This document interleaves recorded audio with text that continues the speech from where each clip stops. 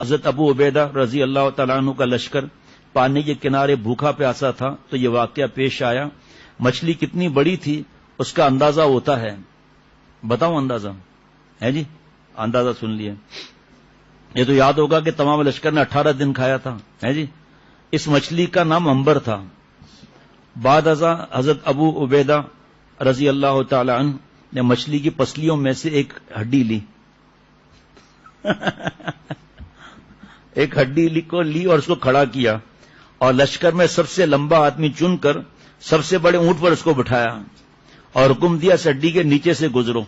تو وہ سوار بلا تکلف اس کے نیچے سے گزر گیا اور سوار کا سر بھی اس ہڈی سے نہیں ٹکرایا, لگا تک نہیں. ماشاء اللہ, واہ واہ واہ واہ واہ. اور کل رات کو جب سب کی آنکھوں سے آنسو بہ رہے تھے, حضرت عمر بن جموح رضی اللہ عنہ کی اہلیہ حضرت ہندہ رضی اللہ تعالی عنہ غزوہ احد میں اپنے شوہر کے اور ایک بیٹے, ان کے شوہر عمر بن جموح اور بیٹے خلاد اور ایک بھائی عبداللہ بن عمر جو شہید ہوئے, ان تینوں کی لاشیں مدینہ لے جانا چاہیں تو یہ واقعہ پیش آیا. حضرت عمر بن جموح رضی اللہ تعالی عنہ نے مدینہ شریف سے چلتے وقت مستقل قبلہ ہو کر یہ دعا مانگی, اے اللہ مجھ کو شہادت نصیب فرما اور گھر والوں کی طرف واپس نہ کر. اے اللہ مجھ کو شہادت نصیب فرما اور گھر والوں کی طرف واپس نہ کر. یہ جملہ یاد رہے گا تو پھر آگے سمجھ میں آئے گا. اس غزوے میں ان کے بیٹے خلاد بن جموح بھی شہید ہوئے. عمر بن جموح کی بیوی ہندہ بنت عمر جو کہ عبداللہ بن عمر کی بہن اور حضرت جابر کی پھپھی, یہ ارادہ کیا کہ تینوں یعنی اپنے بھائی عبداللہ اور اپنے بیٹے خلاد اور شوہر عمر بن جموح رضوان اللہ علیہ مجمعین کے ایک اونٹ پر سوار کر کے مدینہ لے جائیں اور وہیں جا کر تینوں کو دفن کریں. لیکن جب مدینے کا قصد کرتی تو اونٹ بیٹھ جاتا تھا اور جب احد کا رخ کرتی تو تیز چلنے لگتا. جب مدینہ شریف کی رخ کرتی اونٹ بیٹھ جاتا, جب اونٹ کھڑا ہوتا اور رخ کرتی غزوہ احد جب پہاڑ کی طرف تو تیز چلنے لگتا. ہندا نے آ کر رسول اللہ صلی اللہ علیہ وسلم سے عرض کیا کہ آپ نے فرمایا عمر بن جموح نے مدینے سے چلتے وقت کچھ کہا تھا. ہندا نے ان کی وہ دعا ذکر کی جو انہوں نے چلتے وقت کی تھی. آپ نے فرمایا اسی وجہ سے اونٹ نہیں چلتا, اور یہ فرمایا قسم ہے اس بات پاک کی جس کے قبضے میں میری جان ہے, البتہ تم میں بعض ایسے بھی ہیں اگر اللہ پر قسم کھا بیٹھیں تو اللہ ان کی قسم کو ضرور پورا کرے, اور ان میں عمر بن جموح بھی ہیں. البتہ تحقیق میں نے ان کو اسی لنگڑے پن کے ساتھ جنت میں چلتا ہوا دیکھا ہے, جنت میں اسی لنگ کے ساتھ جنت میں چلتا ہوا دیکھا ہے. عبداللہ بن عمر بن جموح یہ احد کے قریب دونوں ایک ہی قبر میں دفن کیے گئے. آپ صلی اللہ علیہ وسلم فرمایا تھا نا, کل سنا تھا ہم نے کہ دونوں دوست ہیں, ساتھ ہوتے تھے, ان کو ساتھ ہی ان کی تدفین ہونا چاہیے. صلح حدیبیہ کی بات چل رہی ہے, ٹھیک ہے جی. اس سے پہلے کچھ عرض کرنا چاہتا ہوں.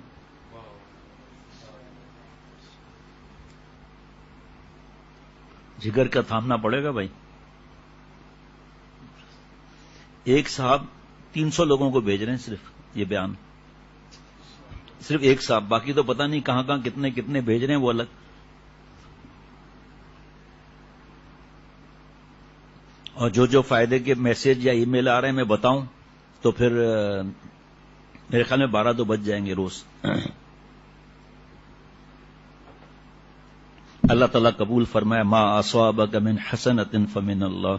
صحیح بخاری میں حضرت ابو ہریرہ رضی اللہ عنہ سے مروی ہے کہ یہ لوگ سردار بنی حنیفہ ثمامہ بن اثال کو گرفتار کر کے آپ صلی اللہ علیہ وسلم کی خدمت میں لائے. آپ صلی اللہ علیہ وسلم نے ان کو مسجد کے ستون سے باندھنے کا حکم دیا تاکہ مسلمانوں کی نماز اور بارگاہ خداوندی میں عجز و نیاز کا نظارہ کریں, جن کے دیکھنے سے خدا یاد آتا تھا اور ان کے عمل کو دیکھ کر آخرت کی رغبت پیدا ہوتی تھی, اور ان کے انوار و برکات اندر ہی اندر دلوں کی ظلمتوں اور تاریکیوں کو صاف کرتے تھے. رسول اللہ صلی اللہ علیہ وسلم جب ان کے پاس سے گزرے تو فرمایا, اے ثمامہ میری نسبت تمہارا کیا گمان ہے؟ ثمامہ نے کہا, میرا گمان آپ صلی اللہ علیہ وسلم کے ساتھ اچھا ہے. اگر آپ صلی اللہ علیہ وسلم قتل کریں تو ایک خونی کو قتل کریں گے جو قتل کا مستحق ہے، اور اگر انعام و احسان فرمائیں گے تو ایک شکر گزار پر انعام و احسان ہوگا۔ اگر آپ کو مال مطلوب ہے تو جتنا چاہیں حاضر کروں۔ بہت بڑے سردار تھے۔ رسول اللہ صلی اللہ علیہ وسلم سن کر خاموشی سے گزر گئے۔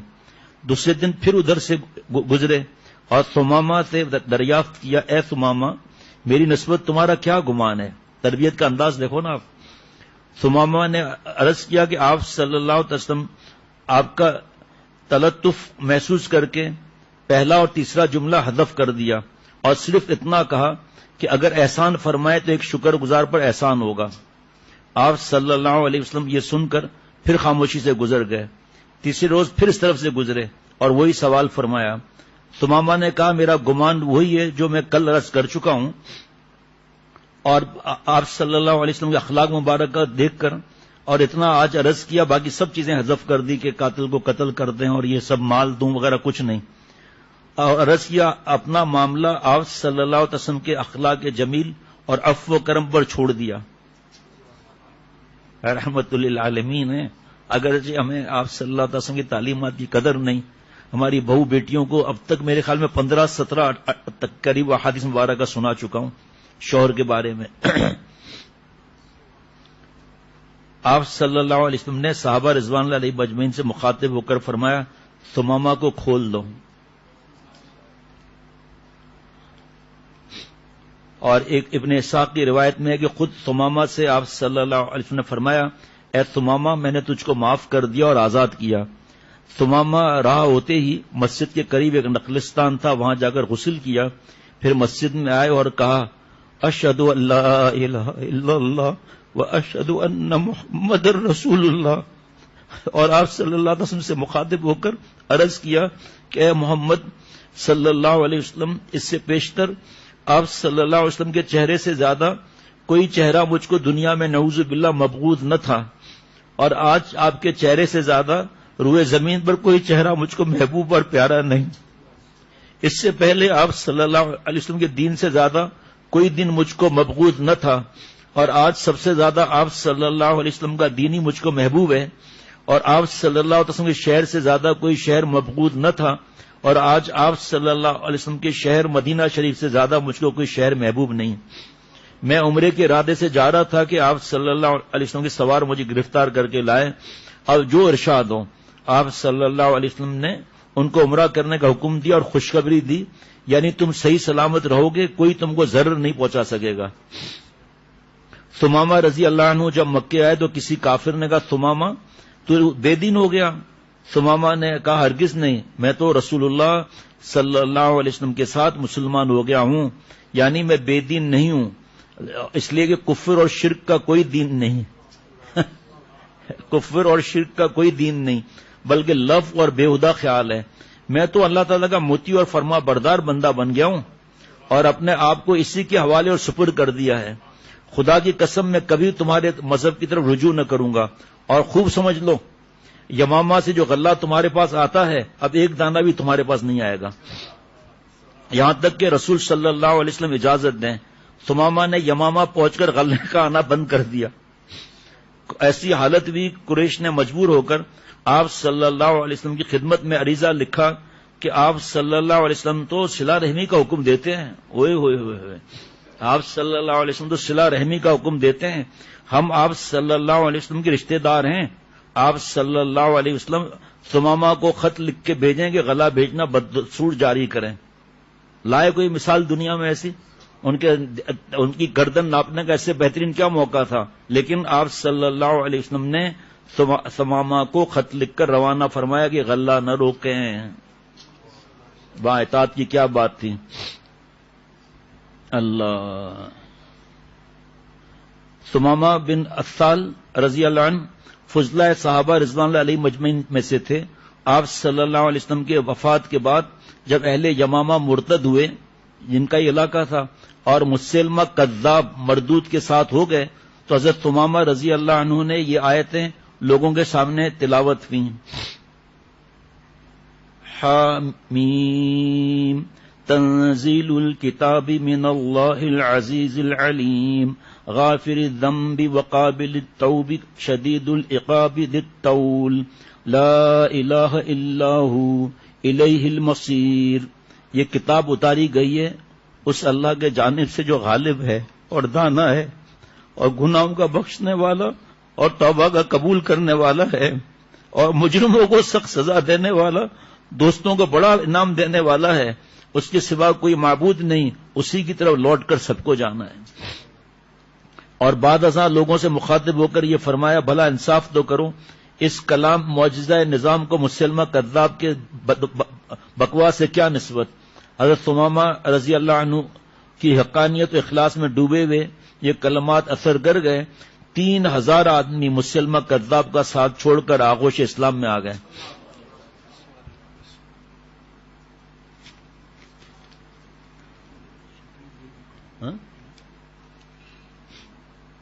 شدید العقاب غافر الذنب وقابل التوب شدید العقاب ذی الطول لا الہ الا ہو الیہ المصیر. شاباش.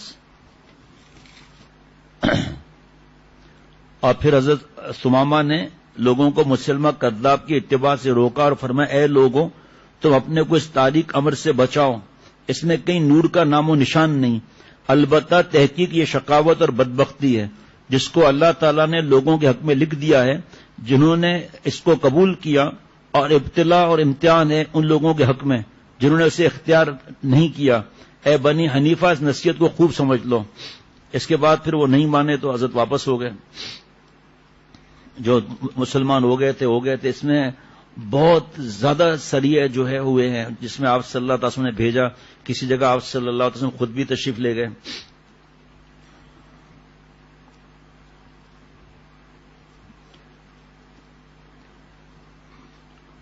سریہ دومت الجندل شعبان 6 ہجری. حضرت عبداللہ بن عمر رضی اللہ تعالی عنہما راوی ہیں کہ رسول اللہ صلی اللہ علیہ وسلم مسجد میں تشریف فرماتے. حافظ فرقان اشعار پڑھتے ہیں نا کہ وہ منظر کیا ہوگا جب آپ صلی اللہ علیہ وسلم کے ساتھ سب بیٹھے ہوں گے. تشریف فرماتے ابو بکر، عمر، عثمان، علی، عبد الرحمن بن عوف، عبداللہ بن مسعود، معاذ بن جبل، حذیفہ اور ابو سعید خدری رضی اللہ رضوان اللہ علیہ مجمعین، اور 10واں میں سب آپ صلی اللہ علیہ وسلم کی بارگاہ میں حاضر تھے کہ ایک نوجوان انصاری حاضر خدمت ہوا اور سلام کر کے بیٹھ گیا اور عرض کیا کہ یا رسول اللہ سب سے بہتر کون سا مسلمان ہے؟ جناب سب سے بہتر کون سا مسلمان ہے؟ صرف خواتین کی بات نہیں ہے اخلاق خراب کرنے کی، ہم بھی اپنے آپ کو سوچیں. لیکن بتا رہے تھے جو اس وقت بات ہوئی، آپ صلی اللہ علیہ وسلم سے عرض کیا کہ سب سے بہتر کون سا مسلمان ہے؟ آپ صلی اللہ تعالی علیہ وسلم نے جواب دیا جس کے اخلاق سب سے بہتر ہوں. بعد ازاں اس نے سوال کیا کون مسلمان سب سے زیادہ ہوشیار اور سمجھدار ہے؟ آپ صلی اللہ علیہ وسلم نے فرمایا جو سب سے زیادہ موت کو یاد کرنے اور کہنے والا اور موت آنے سے پہلے سب سے زیادہ موت کی تیاری کرنے والا، ایسے ہی لوگ سمجھدار اور ہوشیار ہیں. انصاری نوجوان تو ساکت ہو گیا. آپ صلی اللہ علیہ وسلم مجلس کی طرف متوجہ ہوئے اور فرمایا 5 خصلتیں نہایت خطرناک ہیں، اللہ تعالیٰ تم کو ان سے پناہ دے اور ان کے دیکھنے سے محفوظ رکھے. یہ سب نہیں پتا تھا کہ یہ ایسے کورونا کے حالت میں سیرت کے بیانات شروع ہو جائیں گے اور اس بڑی تعداد میں لوگوں کے دل کے حالت کیا ہو رہی ہے اور کتنا خوش اور سکون مل گیا. آج بھی ایک خاتون کا میسج تھا یا رات کو یا آج صبح کہ ایک خاتون کا یہ میسج ہے میں بھیج رہی ہوں. اس خاتون نے لکھا تھا کہ میں ایسے پریشانیاں وغیرہ لیکن الحمدللہ تمہارے شیخ کے بیانات میں یہ جو سیرت کا شروع ہوا ہے تو میرے دل میں اتنا سکون آ جاتا ہے کہ بیان کا انتظار رہتا ہے. اور بھی کتنے یاد تو نہیں ہوں گے نا انسان کو. کیا مسئلہ ہے؟ امرود کسی نے خریدے تو اس نے آیا بھاگتے بھاگتے کہ بھائی جان اس میں تو کیڑا نکلا ہے. تو کیا موٹر سائیکل نکلے گی کیا؟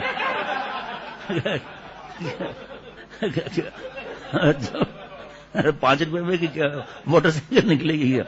لوگ ایسے چکر باز ہوتے ہیں، معافی مانگنے کے بجائے الٹا وہ اس کو ہی پھنسا رہے ہیں کہ 5 روپے میں تو کیڑا ہی نکلے گا تو اور کیا نکلے گا. موٹر سائیکل تو نہیں نکلے گی نا بھائی اس میں سے، تو پرچی نکلے گی کہ موٹر سائیکل آپ کی ہوئی. ہمارے ایک دوست حضرت کے اجازت یافتہ حضرت کے خادم، ٹشو دینا، بہت ماشاءاللہ خدمت والے شخص، تو وہ حضرت کو سنا رہے تھے، حضرت کی ہنسی بند نہیں ہو رہی تھی. وہ آیا بہت ایڈورٹائز کے ڈبل روٹی خریدیں اور اس کے بعد قرآن اندازی ہوگی، الٹو گاڑی ملے گی. تو اب دھڑا دھڑ ڈبل روٹیاں لی جا رہی ہیں بھائی، رات میں بھی ڈبل روٹی، دوپہر میں بھی ڈبل روٹی. تو ان کا الٹو گاڑی نکل آئی، حضرت کے پاس آیا، اتنا خوش ہو کے حضرت الٹو گاڑی نکل آئی ہے، یہ کوپن ملا ہے. اور پھر کمپنی میں گئے، وہ کمپنی والوں نے بھی جو ہے وہ اپروو کر لیا کہ آپ کی الٹو تو آ گئی بھائی. اس کے بعد کم از کم انہوں نے 40 چکر لگائے، کم از کم ٹھیک ٹھاک خرچہ بھی ہوا، 4 گھنٹے بیٹھے بھی. آخر میں پتا چلا الٹو کا جو ٹائر ہے وہ بھی نہیں ملا، اور ڈبل روٹیاں جو کھا کھا کے پیٹ وہ نقصان ہو گیا وہ الگ. تو اسی طرح کی کیڑا ہی نکلے گا، اور موٹر سائیکل تھوڑی نکلے گی کوئی الٹو گاڑی اس میں ڈبل روٹی میں.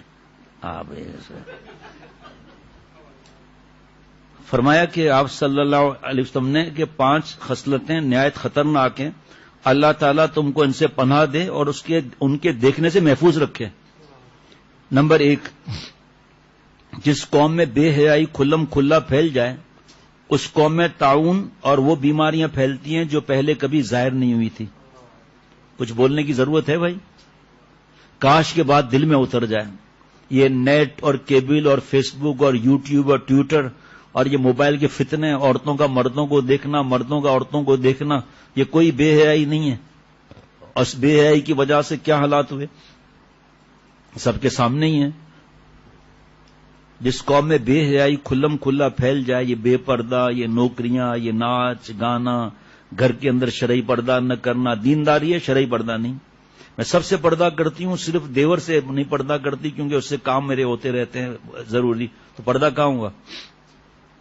جو قوم ناپ اور تول میں کمی کرتی ہے وہ قحط سالی اور مشقتوں میں مبتلا ہوتی ہے اور ظالم بادشاہ ان پر مسلط کر دیا جاتا ہے. بس کچھ کہنے کی بات نہیں ہے. اور جو قوم اپنے مال کی زکوٰۃ نہیں نکالتی ان سے بارش روک لی جاتی ہے. یہاں کھوپڑی میں فوراً کسی کی، یہاں تو سب سمجھدار ہیں، سننے والے بھی سب سمجھدار ہیں، لیکن ہیرو قسم کی کھوپڑی میں پھر بارشیں تو ہو رہی ہیں. پوری حدیث تو سنو نا. جو قوم اپنے مال کی زکوٰۃ نہیں نکالتی ان سے بارش روک لی جاتی ہے، اگر جانور نہ ہوتے تو بالکل بارش سے محروم کر دیے جاتے ہیں. نمبر 4، جو قوم اللہ تعالیٰ اور اس کے رسول کا عہد توڑتی ہے تو اللہ تعالیٰ اجنبی دشمنوں کو ان پر مسلط کر دیتا ہے، اور وہ غیر قوم کے لوگ ان کے ہاتھوں میں جو کچھ ہوتا ہے وہ سب لے لیتے ہیں. اب اس پر ایک ایک پر بیان علماء کریں تو ہم نے تو اس پہ جو حضرت کی تھوڑی بہت سنی بات ہے وہی ایک ایک نصیحت پر علماء بیان کریں، دیکھتا ہوں کتنے دن لگتے ہیں. اس کے لیے عمل کرنا ہے، بس تحقیقات میں پڑھنا، سوال جواب کرنا مشکل ڈل جاتا ہے. اللہ اکبر. اور جب پیشوا اور حکام کتاب اللہ کے خلاف فیصلہ کرنے لگیں اور متکبر اور سرکش ہو جائیں تو اللہ تعالیٰ آپس میں پھوٹ ڈال دیتے ہیں. اللہ تعالیٰ آپس میں پھوٹ ڈال دیتے ہیں. یہ بہت ساری چیزیں جو ہے نا، بہت زیادہ تحقیقات اور ایسی ایسی باتیں ہیں کہ بھئی کس طرح ہوا، کیا ہوا، اس کو نہیں بیان کر سکتا کوئی. کئی صفات لیکن نہیں پہنچ سکتا آدمی. یہ لیجیے، ابھی آج صبح کسی کا میسج آیا کہ میرا 5 سال کا بچہ، پرچہ تھا یا وہ میسج تھا، میرا 5 سال کا بیٹا روز سیرت کا بیان سنتا ہے خاموش رہ کر اور روتا رہتا ہے. 5 سال کا روتا رہتا ہے، اور رات کو مجھے کہتا ہے اب صحابہ رضوان اللہ علیہ مجمعین کی باتیں جو سنی ہے دوبارہ سناؤ. کا مجھے رات کو ایک ایک کرا دیتا ہے، وہ سونے ہی نہیں دیتا کہ مجھے صحابہ رضوان اللہ علیہ مجمعین کی باتیں سناؤ.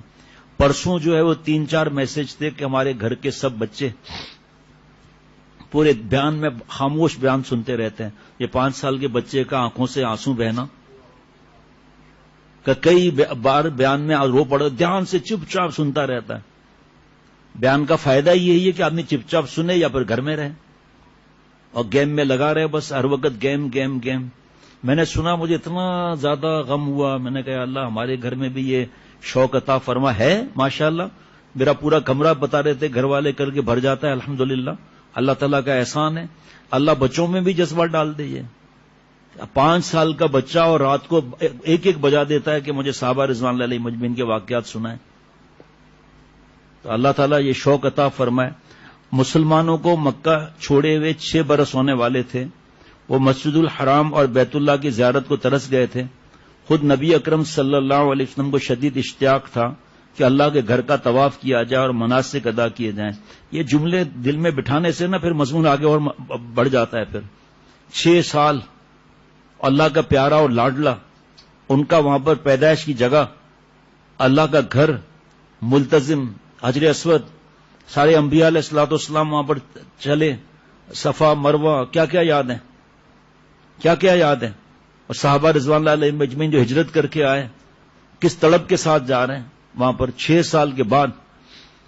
انہی دنوں آپ صلی اللہ علیہ وسلم نے خواب میں خود کو صحابہ کے ہمراہ مسجد الحرام میں داخل ہوتے ہوئے اور مناسک کی تکمیل کرتے ہوئے دیکھا. یہ اشارہ تھا کہ دلی ارمان پورے ہونے کو ہیں. آپ صلی اللہ علیہ وسلم یہ بھی محسوس کر چکے تھے کہ قریش مسلسل جنگوں کی وجہ سے کمزور پڑ چکے ہیں، اس لیے امید تھی کہ وہ آپ کو عمرے کی اجازت دے دیں گے. چنانچہ آپ صلی اللہ علیہ وسلم نے یکم ذوالقعدہ سن 6 ہجری میں 1400 صحابہ کے ساتھ احرام باندھ کر عمرے کے ارادے سے مکہ روانہ ہوئے. قربانی کے جانور بھی ساتھ تھے. عرب کے لوگ کسی ایسے قافلے پر حملہ نہیں کرتے تھے جس کے ساتھ قربانی کے جانور ہوں. یہ مہینہ جو ہے، اس مہینے میں بہت اس کی بڑی عظمت کی جاتی تھی. ابھی بھی قریش سمیت تمام اہل عرب کے نزدیک ان دنوں میں جنگ حرام تھی. اس لیے آپ صلی اللہ علیہ وسلم کو اطمینان تھا کہ جنگ کی نوبت نہیں آئے گی. لیکن قریش کو آپ کے آنے کی اطلاع ہوئی تو بھڑک اٹھے. انہوں نے آپ کو روکنے کے لیے خلاف دستور جنگ کی تیاری شروع کر دی اور راستے میں مسلح جتھا تعینات کر دیا. حضور صلی اللہ علیہ وسلم کو معلوم ہوا تو فرمایا قریش پر افسوس ہے، انہیں جنگوں نے نگل لیا. ان کا کیا بگڑ جائے گا اگر وہ مجھے میرے حال پر چھوڑ دیں اور باقی عربوں کو ان کے حال پر. اب حضور اکرم صلی اللہ علیہ وسلم عام شاہراہ کو چھوڑ کر ایک دوسرے راستے سے آگے بڑھے اور مکہ کے مسافات میں حدیبیہ پہنچ کر پڑاؤ ڈال دیا. یہاں آپ صلی اللہ علیہ وسلم نے ایک مقامی باشندے بدیل بن ورقہ کو یہ پیغام دے کر قریش کی طرف بھیجا کہ ہم کسی سے لڑنے نہیں آئے، ہمارا مقصد صرف عمرہ کرنا ہے. قریش نے اس پیغام پر ذرہ بھی غور نہ کیا اور انہیں ایک جہاندیدہ شخص عروہ بن مسعود ثقفی کو سفیر بنا کر بھیجا تاکہ ڈرا دھمکا کر حضور صلی اللہ علیہ وسلم کو واپس بھیج دیا جائے. تقریباً 6 سال کی طویل مدت میں یہ پہلا موقع تھا کہ قریش نے تلوار کی جگہ سفارت اور گفت و شنید کی راہ اختیار کی. یہ اس بات کا عملی اعلان تھا کہ اسلام اپنا لوہا منوا چکا ہے. عروہ بن مسعود نے دربار رسالت میں حاضر ہو کر قریش کی منشا کے مطابق سخت باتیں کہیں، مگر حضور صلی اللہ علیہ وسلم کا معقول موقف سننے اور آپ کا عزم و استقلال محسوس کرنے اور صحابہ رضوان اللہ علیہ مجمعین کی آپ صلی اللہ علیہ وسلم سے بے مثال عقیدت، یہ اور جگہ بھی لکھا ہے وہ عرض کروں گا میں. وہ محبت دیکھنے کے بعد اس نے جان لیا کہ مسلمان دبنے والے لوگ نہیں ہیں. چنانچہ واپس آ کر کہا میں نے قیصر و کسریٰ جیسے بادشاہوں میں بھی ایسی عزت و توقیر ہوتے نہیں دیکھی جیسے محمد صلی اللہ علیہ وسلم کی عزت ان کے ساتھی کرتے ہیں. عجیب و غریب واقعہ ہے یہ تو. قریش نے اپنے حلیف احابیش کے سردار حلیس کو بھی ڈرانے دھمکانے کے لیے مسلمانوں کے پاس بھیجا، مگر وہ قافلے میں قربانی کے جانور دیکھتے ہی واپس آ گیا اور کہنے لگا یہ ہمارے دین کے خلاف ہے کہ قربانی لے کر آنے والوں کو حرم میں داخلے سے روکیں. تم انہیں آنے دو ورنہ ہم سب احابیش تمہارا ساتھ چھوڑ کر چلے جائیں گے. قریش جو کمزور ہو چکے تھے احابیش سے تعلق توڑنے کا خطرہ مول نہیں لے سکتے تھے، اس لیے بڑے سٹپٹائے. عنوان ہے ابھی بیت رضوان. اس دوران نبی اکرم صلی اللہ علیہ وسلم نے صحابہ سے مشورہ کر کے حضرت عثمان رضی اللہ عنہ کو سفیر بنا کر قریش کی طرف بھیجا. انہوں نے آپ صلی اللہ علیہ وسلم کا موقف دوبارہ بڑی وضاحت کے ساتھ قریش کے رئیسوں کے سامنے پیش کر دیا. واپسی کے موقع پر قریش نے انہیں پیشکش کی کہ وہ چاہیں تو طواف کر لیں. وہ بولے، حضرت عثمان رضی اللہ تعالیٰ عنہ نے فرمایا جب تک رسول اللہ صلی اللہ علیہ وسلم کو طواف کی اجازت نہ ملے گی میں بھی طواف نہیں کروں گا. اس پر قریش کے سردار بگڑ گئے، انہیں نظر بند کر دیا. ادھر حضرت عثمان رضی اللہ عنہ کی واپسی میں تاخیر ہوئی تو مسلمانوں میں یہ افواہ پھیل گئی کہ انہیں شہید کر دیا گیا ہے۔ حضور اقدس صلی اللہ علیہ وسلم یہ سن کر بہت غمزدہ ہوئے۔ آپ اب تک صلح صفائی کا راہ تلاش کر رہے تھے، مگر آپ صلی اللہ علیہ وسلم کے نزدیک حضرت عثمان رضی اللہ عنہ کا خون اتنا قیمتی تھا کہ اسے معاف نہیں کیا جا سکتا تھا۔ رسول اللہ صلی اللہ علیہ وسلم نے ایک ببول کے درخت کے نیچے بیٹھ گئے اور صحابہ سے حضرت عثمان کے خون کے بدلے موت کی بیعت لی۔ سب نے دل و جان سے آمادگی ظاہر کی کہ عثمان رضی اللہ عنہ کا بدلہ لینے کے لیے ہم آخری سانس تک لڑیں گے۔ جرات اور جانثاری کی یہ ادا اللہ کو اتنی پسند آئی کہ قرآن آیت نازل فرما دی، جن میں اس بیعت میں شریک صحابہ کو اللہ کی رضامندی کی خوشخبری دی گئی۔ یقیناً اللہ ان مومنوں سے خوش ہوا جب وہ درخت کے نیچے تم سے بیعت کر رہے تھے، اس لیے اس نے ان پر سکینیت اتار دی اور انہیں انعام میں ایک قریبی فتح بھی عنایت کر دی۔ اس لیے بیعت کو بیعت رضوان کہا جاتا ہے۔ مسلمانوں کے اس ولولے کا قریش پر ایسا اثر پڑا کہ وہ مرعوب ہو گئے۔ انہوں نے حضرت عثمان رضی اللہ تعالیٰ عنہ کو آزاد کر دیا۔ وہ سمجھ گئے کہ جزیرت العرب میں اب مسلمانوں کی ایک ایسی طاقت ہے جسے ٹکرانا دیوار سے سر پھوڑنے کے مترادف ہے۔ انہیں اپنی اقتصادی کمزوریوں کا بھی اندازہ تھا، جس کا سبب شام اور عراق کے تجارتی راستوں پر مسلمانوں کے بے درپے چھاپے تھے۔ اس میں آگے آئے گا کہ ابھی دستخط بھی نہیں ہوئے تھے کہ ایک صحابی آ گئے، اس میں ایک شک تھی کہ وہ اپنے ساتھ نہیں رکھیں گے۔ ایسے ایک دو صحابہ کو انہوں نے رضوان اللہ علیہ مجمعین کو قید بھی کر لیا۔ پھر جب یہ چھوٹ کر ایک جگہ پہنچے ہیں اور جو لوگوں کا ستیاناش کیا ہے نا، وہ داستان الگ ہے۔ وہ گزشتہ جنگوں میں اپنے مسلسل جانی نقصانات کے باعث پیدا شدہ عسکری کمزوری کو بھی نظر انداز نہیں کر سکتے تھے، اس لیے انہوں نے بادل ناخواستہ مذاکرات اور معاہدوں ہی کے ذریعے مسلمانوں کی قوت کو کم کرنے اور توانائی کو محفوظ اور فزوں تر بنانے کا فیصلہ کیا۔ یہ قدم اٹھاتے ہوئے انہیں پہلی بار ریاست مدینہ کو ایک طاقتور حکومت کے طور پر تسلیم کرنا پڑ رہا تھا، مگر یہ کڑوی گولی نگلے بغیر کوئی چارہ بھی نہ تھا۔ انہوں نے بہت سوچ سمجھ کر کچھ شکیں طے کی اور سہیل بن عمر کو سفیر بنا کر رسول اللہ صلی اللہ علیہ وسلم کی خدمت میں بھیج دیا۔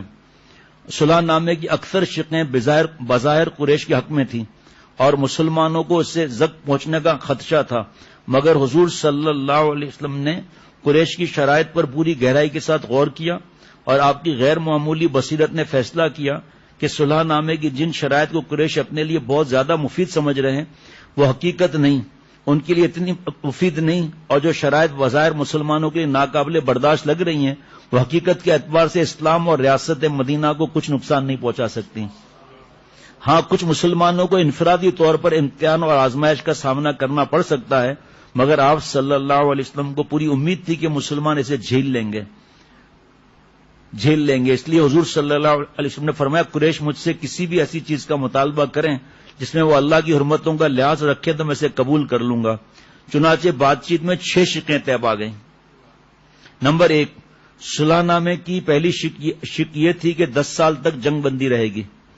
اس شک کے ذریعے قریش مکہ پر مسلمانوں کے ممکنہ حملے کی خطرے کو دور کرنا چاہتے تھے۔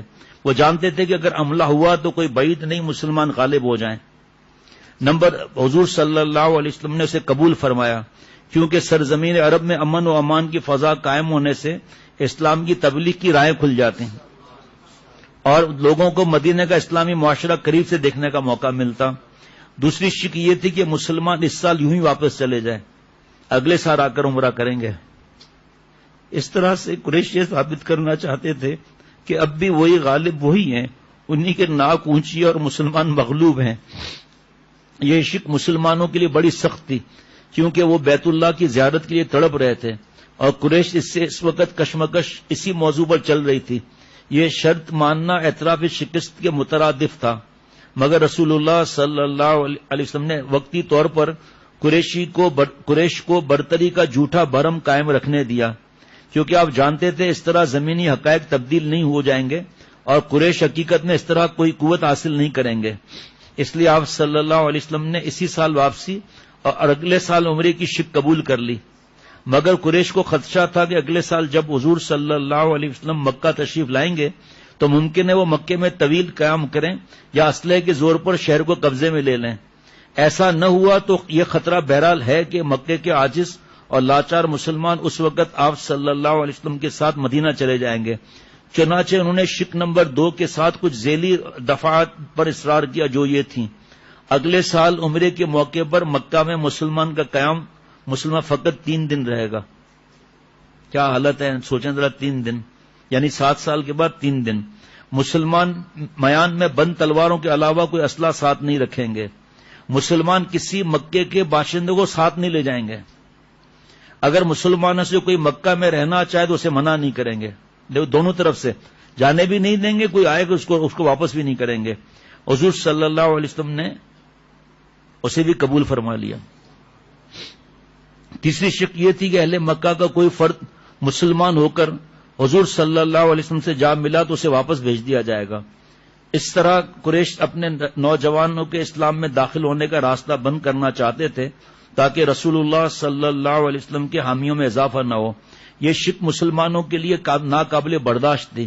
وہ اپنے کسی ایسے مسلمان بھائی کو ہجرت کر کے مدینہ آئے، واپس قریش کے چنگل میں دے دیں، مگر حضور صلی اللہ علیہ وسلم نے طبعی طور پر سخت گراں محسوس کرتے ہوئے بھی یہ بات مان لی۔ صحابہ رضوان اللہ علیہ مجمعین کو اس پر غمگین دیکھ کر آپ صلی اللہ علیہ وسلم نے انہیں تسلی دی کہ ایسے لوگوں کے لیے اللہ جلدی کوئی راستہ نکالے گا۔ راستہ کیسے نکالا وہ آگے آئے گا۔ آپ صلی اللہ علیہ وسلم نے فرما دیا نا، قریش کے کچھ لوگوں کے اسلام لانے میں رکاوٹ پیدا ہوگی تو اس کے بدلے امن و امان کی وجہ سے درجنوں دیگر قبائل میں اسلام کی روشنی پھیلنے کے مواقع ملیں گے۔ رسول اللہ صلی اللہ علیہ وسلم کی نگاہ اس پہلو پر بھی تھی کہ عقیدہ کوئی ایسی چیز نہیں جو تشدد سے تبدیل ہو جائے، وہ تو دل کا سودا ہے۔ اس لیے لوگ جو دل سے ایمان لے آئیں گے، قریش کی پکڑ دھکڑ ان کے ایمان کو بدل نہیں سکے گی۔ ہاں، ان کو ذاتی طور پر اذیتوں کا سامنا کرنا پڑے گا، مگر اس کے بارے میں آپ کو امید تھی کہ وہ آزمائشوں سے سرخرو ہو کر نکلیں گے۔ چوتھی شک یہ تھی کہ اگر کوئی شخص رسول اللہ صلی اللہ علیہ وسلم کا ساتھ چھوڑ کر مکہ والوں سے آپ ملا تو اسے واپس نہیں بھیجا جائے گا۔ چوتھی شک یہ تھی، اس شرط کے ذریعے قریش اپنے حامیوں میں اضافے کی راہ کھلی رکھنا چاہتے تھے۔ حضور صلی اللہ علیہ وسلم نے یہ سوچ کر اسے منظور کر لیا کہ اگر کوئی بدبخت خود اسلام کو چھوڑنا چاہے تو اس کا چلے جانا ہی بہتر ہے۔ پانچویں شک یہ تھی کہ فریقین ایک دوسرے کے خلاف خفیہ کارروائیوں اور خیانت سے اجتناب کریں گے۔ چھٹی شک یہ تھی کہ دیگر قبائل میں سے جو چاہے قریش کا حلیف بن کر اور جو چاہے مسلمان کا حلیف بن کر اس معاہدے میں شامل ہو سکتا ہے۔ یہ ایک منصفانہ بات تھی جو مسلمانوں کے لیے مفید تھی، کیونکہ اس طرح انہیں نئے اتحادی میسر ہو سکتے تھے اور پورے عرب میں امن و امان کی فضا قائم ہو سکتی تھی۔ اس شک کے تحت موقع پر موجود بنو غزا حضور صلی اللہ علیہ وسلم کے اور بنو بکر قریش کے حلیف بن کر اس معاہدے میں شامل ہو گئے۔ سب سے آخر میں حضور صلی اللہ علیہ وسلم نے اس شک کا اضافہ فرمایا کہ ہمارے وہی حقوق تمہارے ذمے ہوں گے جو تمہارے ہمارے ذمے ہوں گے۔ مشرکین بھی اس قدر معقول بات پر کوئی اعتراض نہ کر سکے۔ اس شک کے ذریعے رسول اللہ صلی اللہ علیہ وسلم نے مسلمانوں کی برابر حیثیت کو تسلیم کرا لیا۔ اللہ، بس یہ بات بتاتا ہوں، آگے تو ہمت بھی نہیں ہے۔ اس مجلس معاہدہ میں قریش کا رویہ شدید ضد، پریشانی اور بے دلی کا عکاس تھا، جبکہ رسول اللہ صلی اللہ علیہ وسلم حد درجے رواداری، عالی حوصلگی اور فراست کے ساتھ معاہدے کو کامیاب بنانے کے لیے کوشاں تھے۔ معاہدے کی شرائط لکھوانے کے لیے حضور صلی اللہ علیہ وسلم نے اپنی طرف سے حضرت علی رضی اللہ تعالیٰ عنہ کو کاتب مقرر کیا تھا۔ انہوں نے اسلامی آداب کے عین مطابق دستاویز کی ابتدا بسم اللہ الرحمن الرحیم سے کی۔ اس پر کفار نے اعتراض کیا کہ ہم اللہ کو تو جانتے ہیں، رحمان اور رحیم کو نہیں، نعوذ باللہ۔ یہاں بسمک اللہم لکھو۔ حضور صلی اللہ علیہ وسلم نے ان کی بات قبول کر کے یہی لکھوا دیا۔ اس کے بعد حضرت علی رضی اللہ تعالیٰ نے لکھا، یہ وہ دستاویز ہے جس کا محمد رسول اللہ نے عہد کیا ہے۔ یہ عبارت دیکھتے ہی رؤسائے قریش نے شور مچا دیا، ہم اگر آپ کو اللہ کا رسول مانتے تو بھلا کس بات سے کیوں روکتے؟ ہمارے نزدیک فقط محمد بن عبداللہ ہیں، آپ محمد بن عبداللہ لکھوائیے۔ حضور صلی اللہ علیہ وسلم نے فرمایا، میں محمد رسول اللہ بھی ہوں، میں محمد بن عبداللہ بھی ہوں، اگرچہ تم نے مجھے جھٹلایا۔ پھر آپ صلی اللہ علیہ وسلم نے تنازع ختم کرنے کے لیے حضرت علی رضی اللہ تعالیٰ عنہ سے فرمایا، اچھا محمد رسول اللہ کو مٹا دو۔ حضرت علی رضی اللہ تعالیٰ عنہ کے لیے نام مبارک مٹانے سے خود کو مٹا دینا آسان تھا۔ عرض کیا کہ نہیں اللہ کے رسول، اللہ کی قسم آپ کے اسم گرامی میں کبھی نہیں مٹاؤں گا۔ آخر حضور صلی اللہ علیہ وسلم نے خود قلم لیا، اور آپ صلی اللہ علیہ وسلم تو امی تھے، اور حضرت علی رضی اللہ عنہ سے کہا مجھے وہ جگہ دکھاؤ جہاں رسول اللہ لکھا ہے۔ انہوں نے وہ مقام دکھایا، حضور صلی اللہ علیہ وسلم نے اسے مٹا دیا۔ اگرچہ آپ کو کتابت میں مہارت نہ تھی، مگر آپ نے اپنے دست مبارک سے اس کی جگہ بن عبداللہ تحریر فرما دیا۔ ابھی صلح نامے پر دستخط نہیں ہوئے تھے کہ ایک عجیب واقعہ پیش آیا جو مسلمانوں کی ہمت، حوصلے اور اطاعت رسول کا سخت ترین امتحان تھا۔ یہ ہوا کہ قریش کے سفیر سہیل بن عمر کے نوجوان بیٹے حضرت ابو جندل نے مکہ میں اسلام قبول کر لیا تھا۔ انہیں اس کی پاداش میں زنجیروں میں جکڑ کر رکھا گیا تھا، مگر وہ حضور اکرم صلی اللہ علیہ وسلم کی مکے کے قریب تشریف آوری کا سن کر کسی طرح بھاگ نکلے، اور اس حال میں آپ صلی اللہ علیہ وسلم کی خدمت میں پہنچے کہ پیروں میں بیڑیاں پڑی تھی۔ سہیل بن عمر نے دیکھا تو کہا معاہدے کے مطابق اسے واپس کیا جائے، بیٹا تھا ان کا۔ حضور صلی اللہ علیہ وسلم نے فرمایا ابھی صلح نامے پر دستخط تو ہوئے نہیں ہیں، مگر سہیل بن عمر نے بیٹے کی واپسی پر اصرار کیا۔ آخر حضور صلی اللہ علیہ وسلم نے انہیں واپس جانے کا حکم دیا۔ حضرت عمر رضی اللہ تعالیٰ نے یہ دیکھا تو بے چین ہو کر عرض کیا کہ یا رسول اللہ، کیا ہم حق پر اور ہمارا دشمن باطل نہیں؟ پھر کیوں ہم اپنے دین کے معاملے میں سر نیچا کریں؟ رسول اللہ صلی اللہ علیہ وسلم نے فرمایا عمر، اللہ میرا مددگار ہے۔ وہ بولے کیا آپ نے نہیں فرمایا تھا کہ ہم بیت اللہ کا طواف کریں گے؟ رسول اللہ صلی اللہ علیہ وسلم فرمایا ہاں، مگر میں نے یہ کب کہا تھا کہ اسی سال کریں گے؟ سبحان اللہ۔ آخر رسول اللہ صلی اللہ تعالی علیہ وسلم نے حضرت ابو جندل رضی اللہ تعالیٰ عنہ کو تسلی دے کر رخصت فرمایا۔ صلح نامے پر دستخط ہوئے۔ آپ صلی اللہ علیہ وسلم نے صحابہ رضوان اللہ علیہم مجمعین کو حکم دیا اپنے جانوروں کو قربان کر کے سر منڈوا کر احرام کھول دیں۔ 29 ذوالحجہ کو آپ مدینہ شریف واپس پہنچ گئے۔ باقی کل صلح حدیبیہ کے بعد کیا ہوا، اس میں کیسے فتوحات ہوئی، وہ انشاءاللہ کل انشاءاللہ۔ ایسی پھر حضرت ابو جندل رضی اللہ تعالیٰ عنہ نے دوسروں نے ایسی کارروائیاں کی کہ دماغ ٹھیک ہو گیا ان کا۔ اگر یہ لوگ چلے جاتے مدینہ شریف تو پھر کچھ نہیں کر سکتے تھے، اور وہ شک یہ تھی کہ وہاں آ نہیں سکتے، نہ آنے کی وجہ سے سب ایک جگہ جمع ہو گئے۔ پھر ان کے رگڑے ایسے دیے کہ ان کو ان کی نانی دادی بھی یاد آ گئی ہوگی ساتھ میں۔ ماشاءاللہ کیا باتیں ہیں بھائی، ہر بیان میں ماشاءاللہ چاشنی بڑھتی ہی جا رہی ہے۔